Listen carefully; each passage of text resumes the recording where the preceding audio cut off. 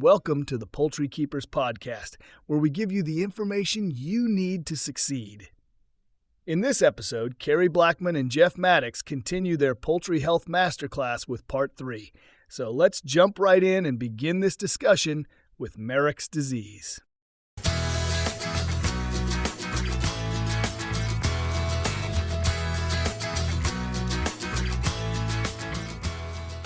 Let's just start with probably the most controversial poultry disease out there. Well, which one? Okay, see, to you, there's only... So we covered coccidiosis last time, which is one of the ones. So let's talk about Marek's. That's pretty much everywhere, and Yeah. they won't admit that it's vertically transmitted. Yeah. I mean, Anyway, yeah, go ahead. so Where you want to go with that? all right. So there's eye and body ways to tell, but first of all, what is Marek's? It's a virus that affects primarily the nervous system and the nerves in the bird. Right? It causes nerves to shut down, and it'll give you tumor-looking growths. But yeah, I mean, I didn't say what you're looking for. I'm sure I didn't. But it's a neurological, So do they have like a twitch? I've never seen How a do you twitch. know I've how do you never know when they have it? Well, some people go by the eye, and there's a couple forms of Marek's, right? So they don't always display the same. Right. I cannot personally tell you that I have seen a 100% conclusive that I have seen the ocular observation, right? So in my line of work doing necropsies, I always verify it with either enlarged nerves. Usually the easy one to get to is the sciatic nerve in the leg. Right.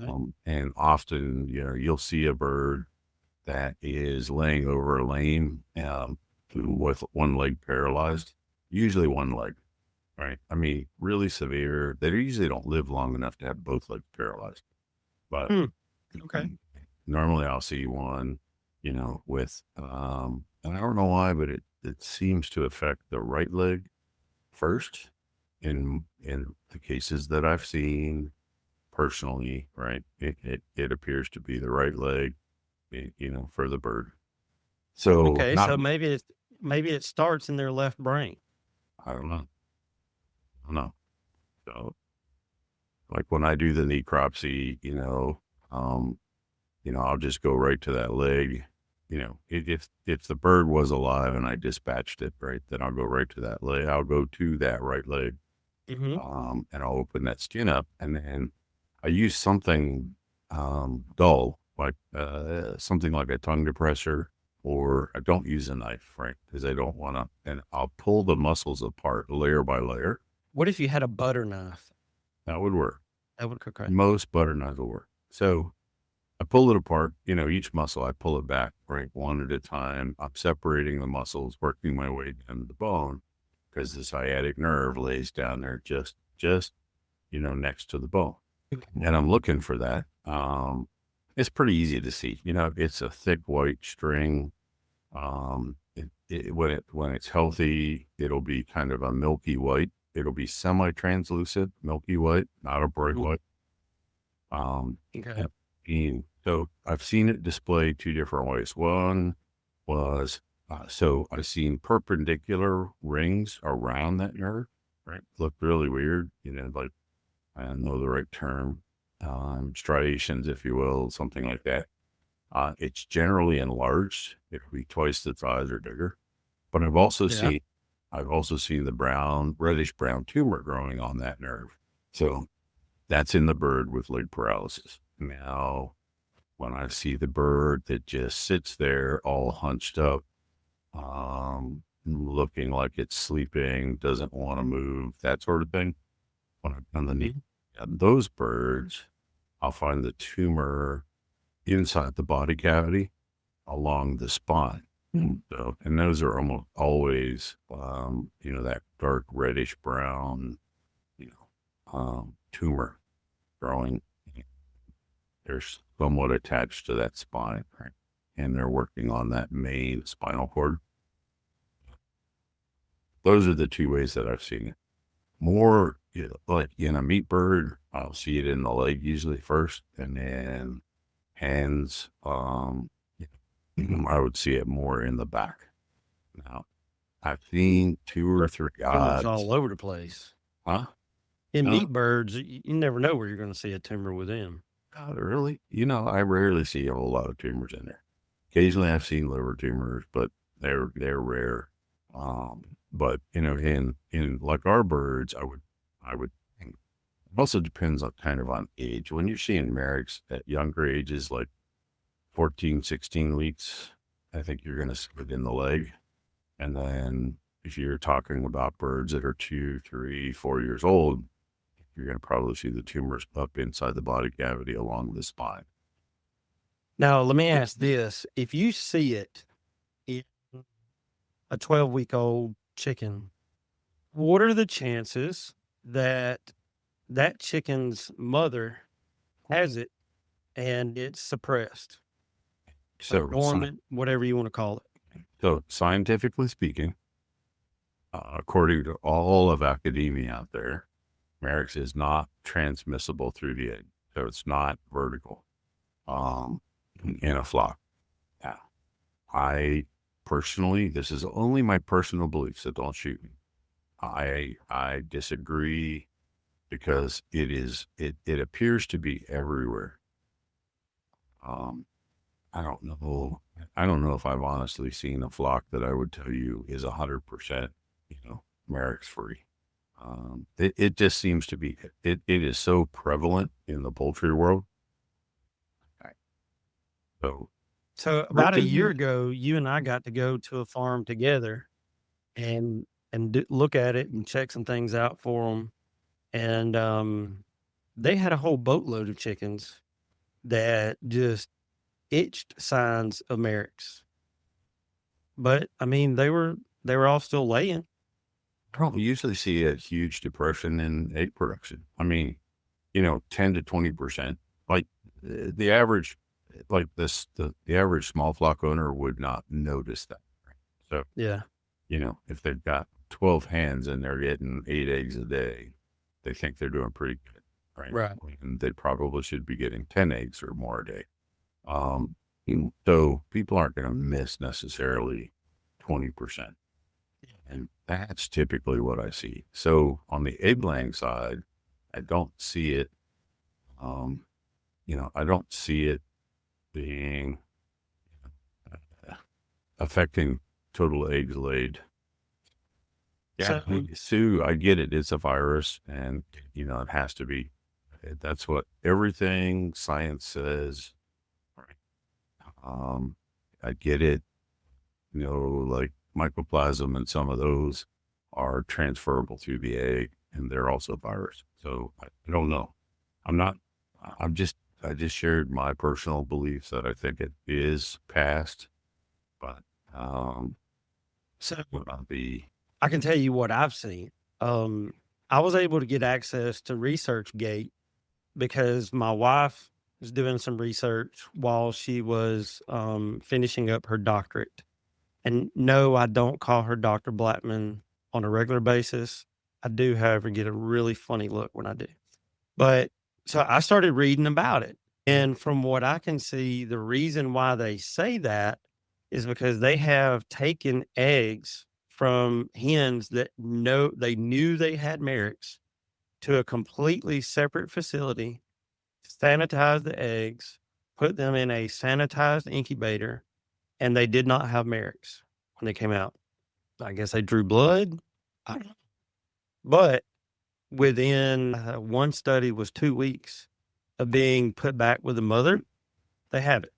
So that's why they say it's not in the egg.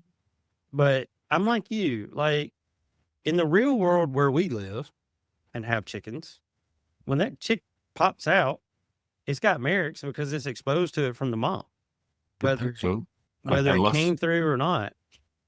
I mean, if it is everybody sanitizing their egg before they go in the egg? Well, no, not everybody. I mean, I've had people tell me that I was ridiculous and that was the dumbest thing that I should ever do, that I should leave the bloom on it. I mean, sanitizing the freaking thing. Yeah. And, it could take a stressor to activate it. Well, okay, so Sue is spot on with this. Yep. So again, correlating with my experience only, I don't see Marek's in really high-end managed flocks that are living basically without stress, right? Very harmonious, life is good.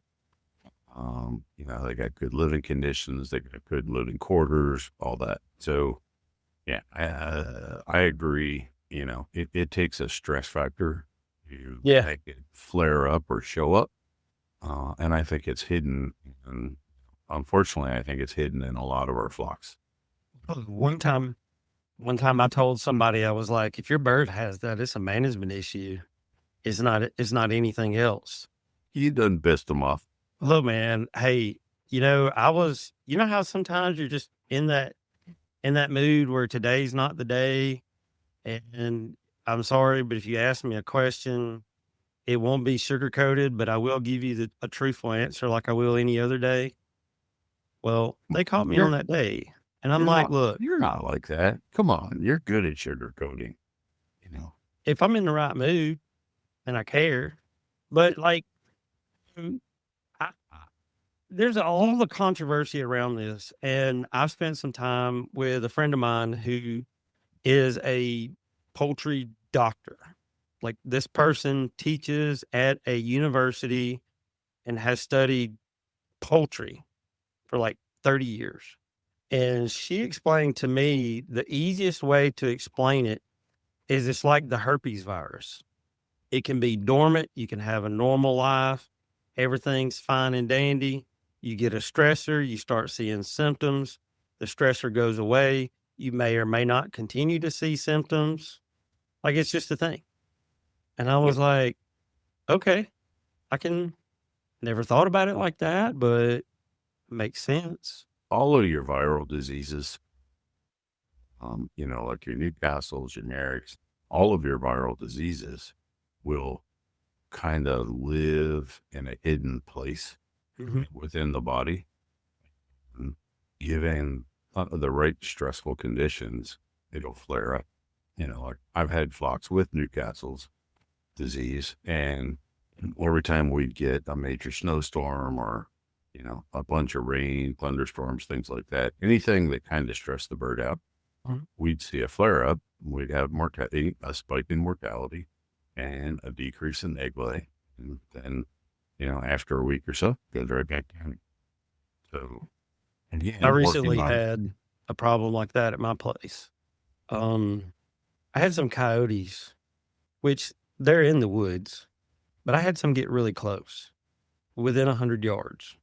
And my dogs got a hold of one night, and a couple nights later, there may have been a night scope involved. I'm not sure, but it was a huge problem.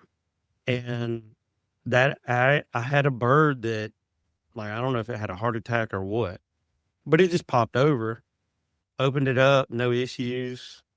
Which, I mean, if I hadn't have found it that way, I would have probably ate it. That's how good it looked on the inside. But egg production has went to crap. So, yeah, they thought coyotes were going to get them. So that was a stressor. And, the egg production went down and everything else. So, yeah, and, they're like any other creature. Stress is going to, do serious things to them, right? Just same as you or I. So it's and I've been to farms where people have, overzealous, border collies or yapping dogs and stuff like that don't live with the bird, right? Like your dogs stay out in the yard with the chickens all the time. So they're part of the normal environment. Those infrequent visits from a dog that they haven't seen before and gets really excited when it sees chicken, thinking dinner. Bad things. I've seen it from screaming toddlers.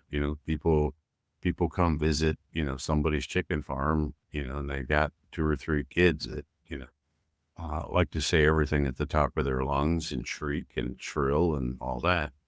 And, They don't get out much. chickens don't deal with that very well. Right? Mhm.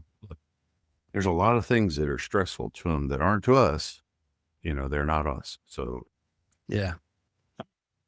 So what causes gout in chickens? gout, typical gout, right? And it's never always the same thing. I mean, but the most 2 common causes that I've seen from gout are feeding too high of a level of protein for too long. Yeah. And you start to get that uric acid buildup in the lower joints. And in those cases, you'll tend to see a bird doing what do we call a high step. I mean, it could just start out, looking like a lameness issue, but some people will take this over exaggerated, like a really high step and step forward, reach forward with it, right? So where the leg is coming up almost 90 degrees from the other leg. Like a Yeah. Tennessee walking horse. Yes. So, high stepping is one of the symptoms. I mean, just, lameness in general can be where the bird doesn't want to walk. But I hate to use that one because there's other diseases like reovirus Yeah. that loads up in that hock joint, and that's a whole other thing that can cause a bird to sit all the way back on its butt, right? Not feet and legs under it, but sits all the way back on its butt, and the feet will be somewhat forward coming out the front of the bird.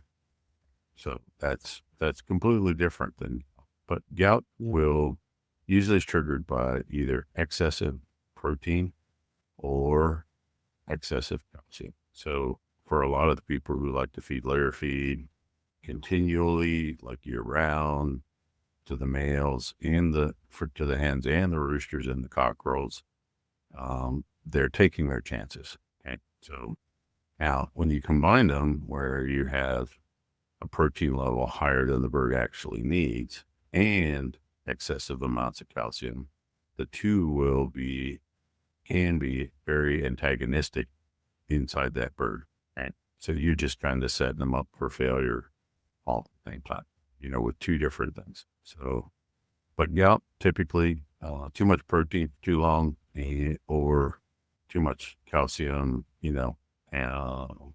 but then I'll see it more in the cockerels and the roosters than I will in the hens. Because she can replenish the calcium. She has a place to go with the calcium back to her bone mass. And her body knows what to do with it better than a rooster or a cockerel. Protein, calcium. Like from what I can also see, that uric acid, that once you see that or hear it or smell it or whatever, that's how you know for sure that the protein is working on the kidneys because it's not processing it and cleaning it out, right? Yeah, I mean, Maybe. the kidneys can only take so much, right? And then kind of depends on the form of protein. And me, I like to have a variety of proteins, right? Sure. Like if I can get them, I like some roasted soybeans. And if I can get it, I like to have some peas in there. And I like to have a meat protein in there, right? So I'm coming at it from 2 or 3 different angles. The more forms of protein that I can realistically put into a feed, the better. The healthier the bird, right? Because Yeah. it breaks down at different places in the digestive tract and it enters the bloodstream at different times. And, and all this makes it easier for the kidneys to process any extra or unnecessary, protein. Got it. It's not realistic for everybody. What about bumblefoot? Hey, you bringing me right in there on want to piss people off. I know what you're doing. You're leading me here because bumblefoot is 100% environmental. Okay. I mean, people ask all these questions all the time. I know. So far be it for me to want to get them a real answer. Bumblefoot is where I see it the most is if the bird's been walking in wet, like a heavily manured, muddy area, heavily manured or muddy. And then when the bedding is like wood chips, or something sharp, but typically it's wood chips or people that like to use the extra large pine shavings, like the really big ones, because they like how fluffy they are. But when the pad or the sole of the foot gets soft from being in moisture, it's easy to be penetrated from the environment by a splinter or poked by a piece of wire, whatever, right? But you have to have an external opening from the environment. You have to have a skin break, okay, for that bacteria to get in there and start the infection within the foot pad. And that's bumblefoot. So Let's see. Here we go. What causes wry neck? two things that can cause wry neck. The most common that we believe in is thiamine deficiency, right? Which is one B1, I believe. I don't have all them memorized yet. I'm pretty sure, but a B1 deficiency, where the feed doesn't have enough in it. Remember, it's a B vitamin, so B vitamins are often the first ones to get oxidized off. So this is where the fresh feed concept comes into play. Even if it was added to a feed, after 90 days, it's anybody's guess how much thiamine is still in there and active. B vitamins are at the upper end of cost. As a person who makes vitamin blends, your B vitamins are very expensive. So almost nobody puts in extra to help keep those costs down. And so, fresh feed, actually read your tag and make sure that the thiamine monohydrate or thiamine something had been added to it to begin with. Not all of them have it. Right? Yeah, they really Not don't. all feeds don't add it. They're not all created equal. No. We've talked about feed enough on the show that people should know that by now. Yeah.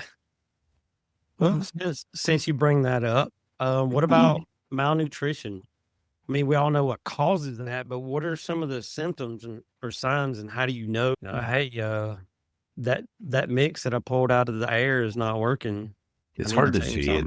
I mean, the easy one to see is rickets, which is your vitamin D and your calcium deficiencies. And you'll see that in the birds usually like in that day 10 to day 25, depends on the breed, but you'll see it pretty early in life, and the bird will be kind of bow-legged, won't want to walk. Unfortunately, rickets, which is a malnutrition, is too often diagnosed as coccidiosis, because you get that ruffled feather look, the unkept look, right? And, their legs are a little bit weak, and they're not, so they're not getting to the feeder at that point the way they should. They're probably eating something off the litter just to eat for the sake of eating. Right. Then you get a little bit of runny manure or something like that. Oh my God, it's coccidiosis. Pour the cord down their throat. Get it out. Come on, let's go. Right. But yeah, rickets, the other ones are not easy to see. I mean, niacin deficiency, which would be under the malnutrition, you're going to get curly toes, right? So the toes will just kind of curl up and not be straight. They'll curl up, sometimes curl under. And you see a bird kind of walking on their knuckles, for a little while. But again, these happen really, really early in life. And a lot of people confuse that with problems in the hatcher. If the humidity is off in your hatcher, that chick's going to come out like that. Yeah. If it's the deficiency, it's going to be a couple of days down the road.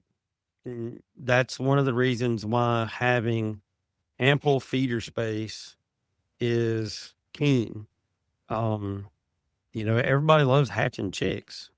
I mean, they make that cute little noise and they're fun. So who don't like them? but you got to have plenty of feeder space in the brooder for them. I've got brooders that are 4 feet long, like they're in 4-foot sections, and the feeder for what goes in there is 2 feet long, and it'll hold like 4 or 5 pounds of feed, but that goes right in the middle. And then I got the brooder plate on the one side, and I've got a water on the other side at the edge.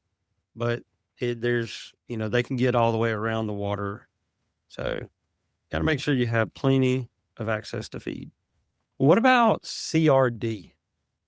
Chronic respiratory distress, chronic respiratory disease. So things like coryza, CRD, even sinusitis, pretty much all come back to MG, mycoplasma gout. And they kind of all offshoots of that disease, and really hard to treat, really hard to actually diagnose correctly. And I was getting a kick out of some people on it. I've said, well, you hold their nostrils closed, and if bubbles come out their eyes, it's CRD. Well, no, not really. But let's suffocate our bird and then see if bubbles come out its eyes. Yeah, you do have a sinus infection. That's 100% true. But you're not gonna. You're gonna have some other kind of problem. So, but it's without opening a bird up and looking at air sacs and things like that, and the point that everybody needs to take away is you need to learn how to do necropsies.